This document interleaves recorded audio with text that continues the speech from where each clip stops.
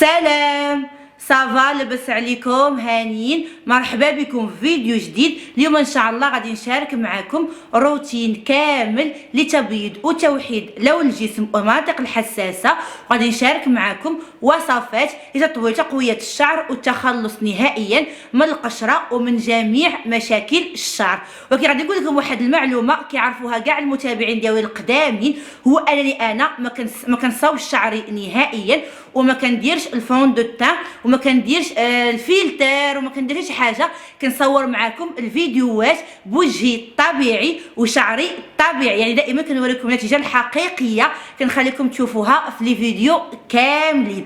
طبعا قبل ما نبداو الفيديو ديالنا ما تنساوش تشاركوا في القناه وتفعلوا الجرس باش دائما يوصلكم الجديد ديالي. ودابا نبداو الروتين ديالنا على بركه الله.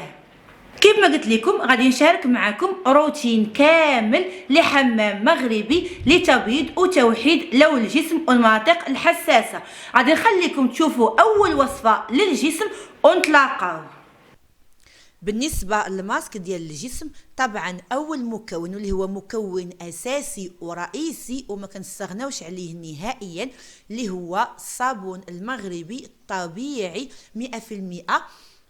وحاليا الصابون المغربي الطبيعي فهو متوفر في جميع الدول العربية وحتى الدول الأجنبية، ولا متوفر الصابون الطبيعي.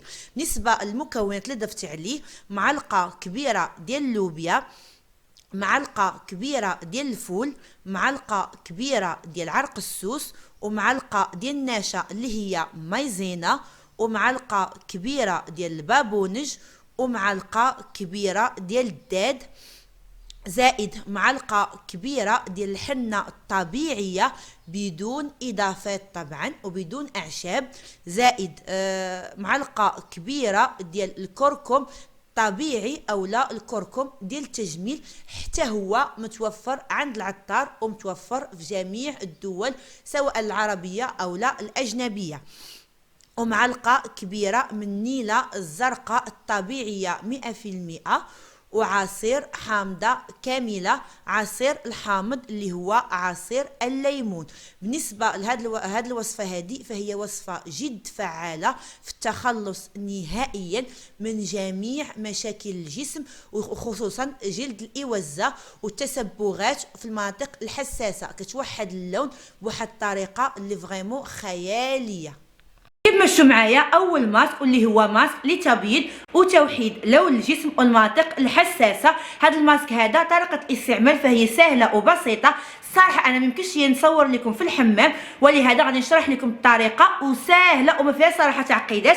بالنسبه لهذا الماسك هذا انا كنستعمله في الحمام لمده 20 دقيقه على جسم جاف غير مبلل تحت البخار، وكنخليه 20 دقيقه، ومن بعد كنغسلو بالماء الدافئ. وكنستعمل الكيس المغربي. كنا كنعرفوا ان الكيس المغربي كيساعد في التخلص نهائيا من البقع الداكنه، كيوحد اللون من الجلد الميت من الاوساخ، كيساعد في تحريك الدوره الدمويه اللي كتساعد انها تعطي واحد الاشراقه وواحد اللمعان. هذا الماسك هذا فهو جد فعال في التخلص نهائيا من جميع مشاكل الجسم، وكيوحد الجسم بواحد الطريقه كبيره، كيعطي واحد الاشراقه وواحد اللمعان، وكيخلي ريحه غزاله في الجسم ديالكم. هذا الماسك هذا انا شخصيا كنستعمله مره واحده اسبوعيا في الحمام المغربي. كنصحكم بانه غادي ينفعكم بزاف. وهذا الماسك هذا كيوحد بواحد الطريقه كبيره، كيعطي واحد اللمعان وواحد الاشراقه، وكيغنيكم على جميع مشاكل البشره، يعني كيخلصكم من جميع مشاكل البشره او لا من جميع مشاكل الجسم. هذا الماسك هذا فهو جد فعال وكيصلح لجميع انواع البشره، يعني جميع انواع الجسم، وكيخلصكم من الحبوب والبقع الداكنه وجلد الاوزه. طريقه الاستعمال فانا شرحتها لكم، يمكن لكم تستعملوه مره واحده اسبوعيا. بالنسبه للماسك الثاني للجسم، صراحه هذا النوع ديال الماسك هذا ما بقيتش كنستغني عليه نهائيا، لانه كيساعدني في تحريك الدوره الدمويه، وكينظف المسام، وكيخلصني نهائيا من جميع انواع مشاكل الجسم. نخليكم تشوفوا المكونات ونتلاقاو. بالنسبه للمقشر فانا استعملت 2 معالق كبار ديال سكر سنيده و2 معالق كبار ديال الروز طبيعي الروز غادي تاخدوا الطبيعي الابيض وطحنوه وتاخدوا منه 2 ديال المعالق. غادي نضيف عليه 2 معالق كبار ديال القهوه الطبيعيه بدون اضافات. وطبعا غادي نضيف واحد المكون اول مره غادي تشوفوه عندي في المقشر اللي هو صفار بيضه طبيعيه او لا بيضاء روميه بحال. وغادي نضيف على المكون زيت الزيتون طبيعي. بالنسبه لهذا المقشر هذا فهو جد فعال في التخلص نهائيا من جميع مشاكل الجسم وكيوحد لون الجسم بواحد الطريقه خياليه. وطبعا ما تخافوش نهائيا بالنسبه للصفار ديال البيض فهو ما كيعطيش الرائحه نهائيا. الرائحه كتمشي مع القهوه وزيت الزيتون فهي كتطغى على الرائحه ديال صفار البيض. بالنسبه لهذا المقشر هذا كيف ما قلت لكم من بين الحوايج الاساسيه في الروتين ديالي اللي انا شخصيا ما كنستغناش عليها ودائما كنستعملها في اي روتين. طبعا غادي نخليكم مع الطريقه.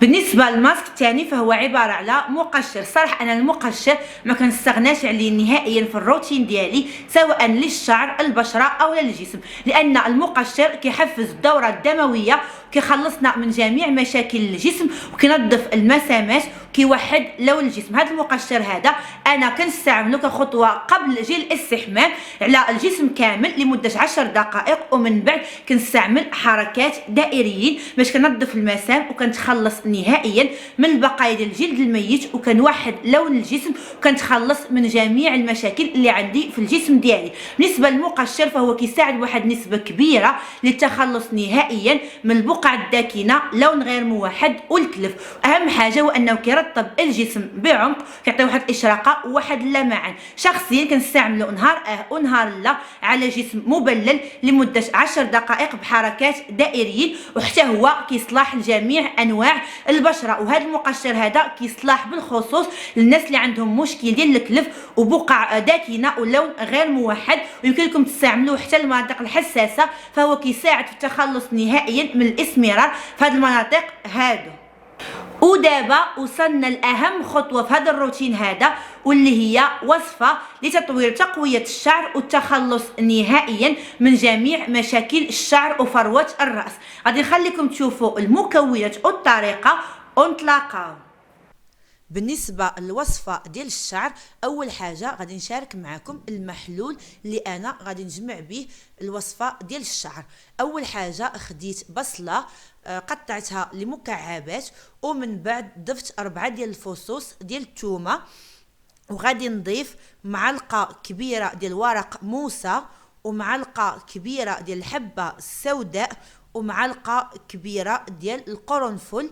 القرنفل ماشي مطحون ماشي مسحوق، القرنفل طبيعي يعني عواد. ومعلقه كبيره ديال اليازير. بالنسبه لليازير فهو اكليل الجبل.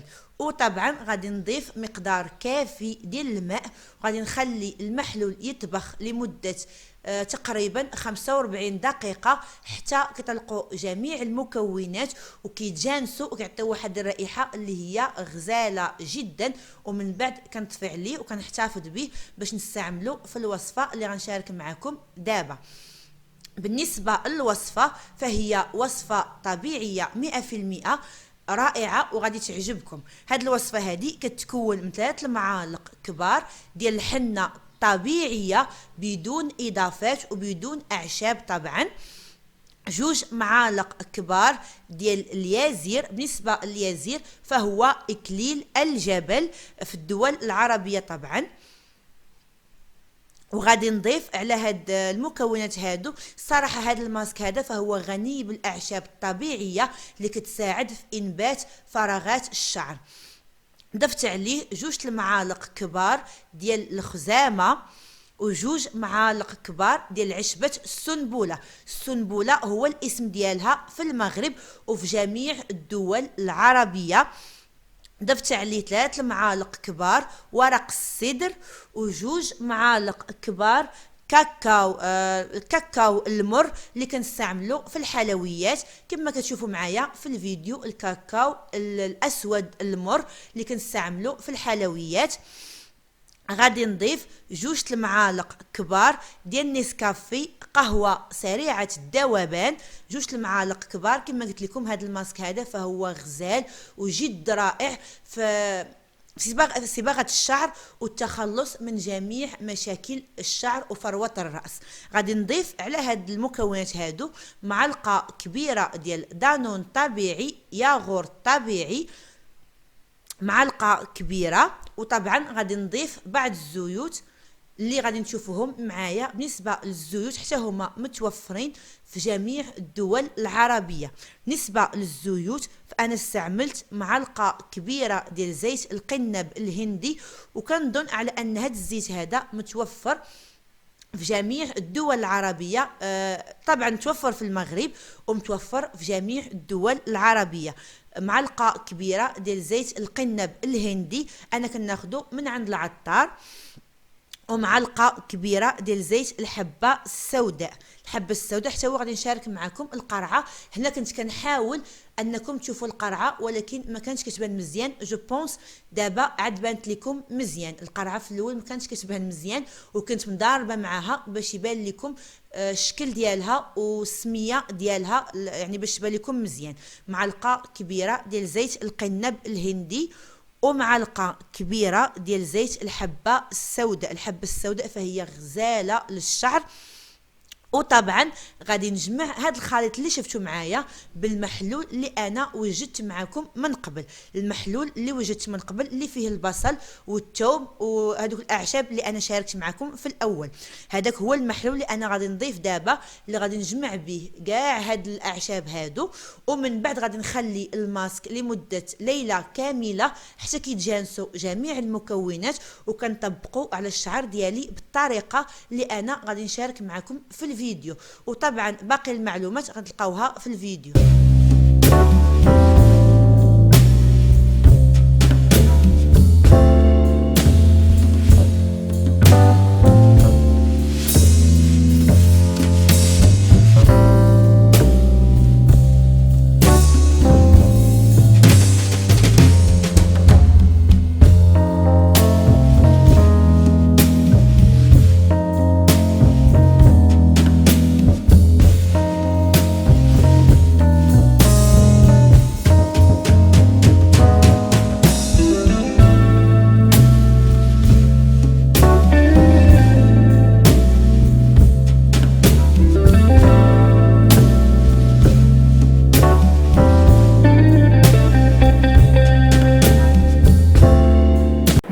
الوصفه ديال الشعر فهي الصراحه وصفه جد فعاله في التخلص نهائيا من تساقط الشعر.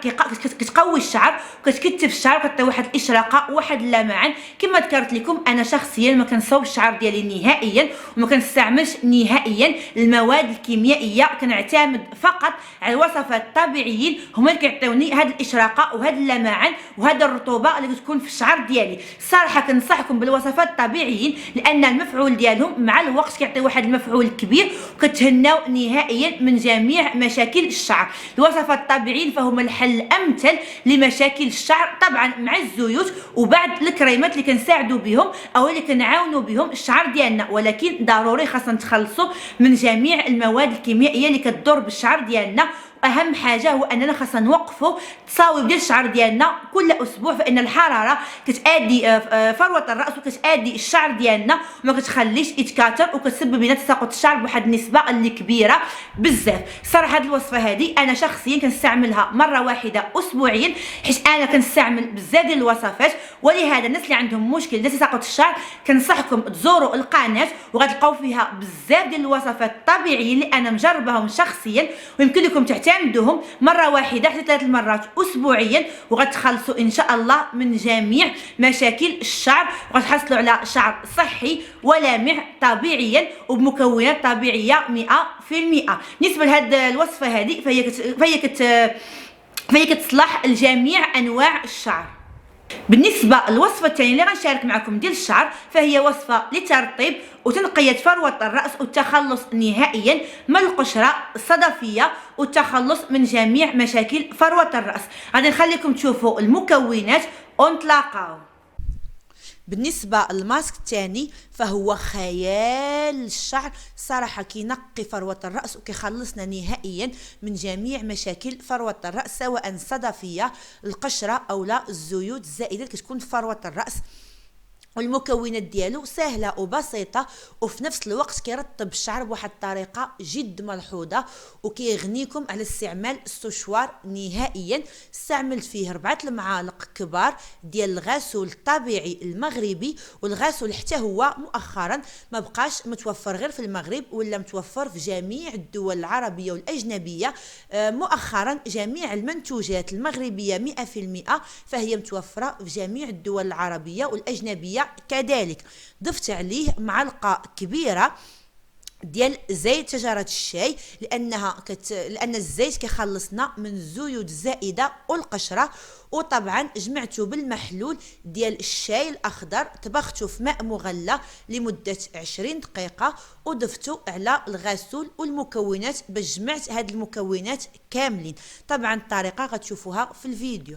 بالنسبة للماسك الثاني فهو عبارة على ماسك لتنقية وتنظيف فروة الرأس والتخلص من القشرة صدفية. وأهم حاجة هو أن هذا الماسك هذا كيرطب الشعر وكيعطي واحد الإشراقة وواحد اللمعان، وكيرطب بواحد الطريقة جد ملحوظة. الصراحة كيعطي واحد اللمعان خيالي، وكتستغناو نهائيا على السوشوار او البروتين الكيميائي ولا على اي مواد كيميائيه، وكيعطيكم واحد الاشراقه وواحد اللمعان.